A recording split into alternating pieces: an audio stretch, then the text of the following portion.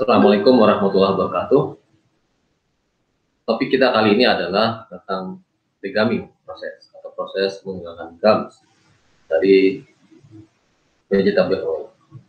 Salah satu contoh vegetable oil yang sudah kita bahas beberapa topik sebelumnya adalah crude palm oil atau raw material atau bahan baku dasar dari minyak kelapa sawit. Ini merupakan kuliah teknologi minyak dan lemak pangan program studi teknik kimia Universitas Ahmad Dahlan Jakarta. Secara umum proses flow diagram atau diagram alien proses dari degamming proses ini atau proses menghilangkan gums dari minyak nabati adalah diawali dengan pemanasan dari bahan dasar vegetable oil itu sendiri. Intinya adalah bagaimana vegetable oil ini dihilangkan gumsnya dengan menggunakan terutama panas, physical treatment, ya, utamanya dengan menggunakan panas, sehingga fosfolipid dan sebagainya, bahan-bahan yang mengandung kemungkinan membentuk gums ini hilang atau dihilangkan dalam proses. Jadi dipanaskan beberapa derajat, bahkan kurang lebih hingga beberapa puluh derajat oleh steam, ya. Kemudian waternya dipanaskan dengan steam, kemudian air ini kemudian dicampur dalam sebuah mixer dengan crude palm oilnya, kemudian dimasukkan ke dalam reaktor, diaduk berpengaduk, ya, hingga beberapa lama, dan kemudian setelah dilakukan proses pemanasan, ya, pengadukan dan sebagainya, ya, langkah berikutnya adalah pemisahan gums yang ada, yang tadi secara fisik dipanaskan dan terpisah dari komponen-komponen, sebagai contoh komponen utama triasil gliserol, kemudian akhirnya harus kita pisahkan. Dipisahkan dengan menggunakan sentrifugasi atau disk-stack centrifuge. Komponen yang sudah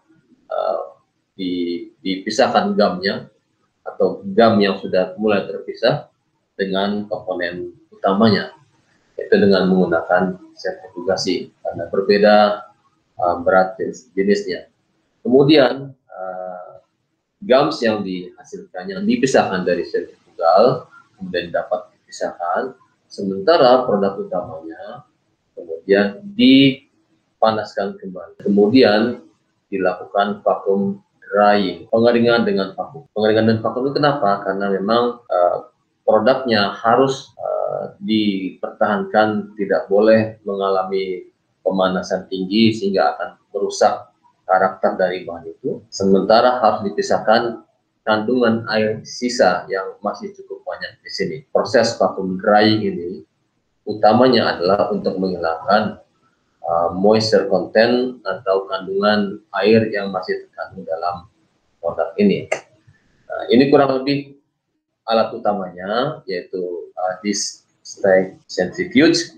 Ini properti atau milik dari MKR Metzger Germany. Fit masuk dari line ini, dari pipa ini, bisa juga dari line ini, dari pipa ini.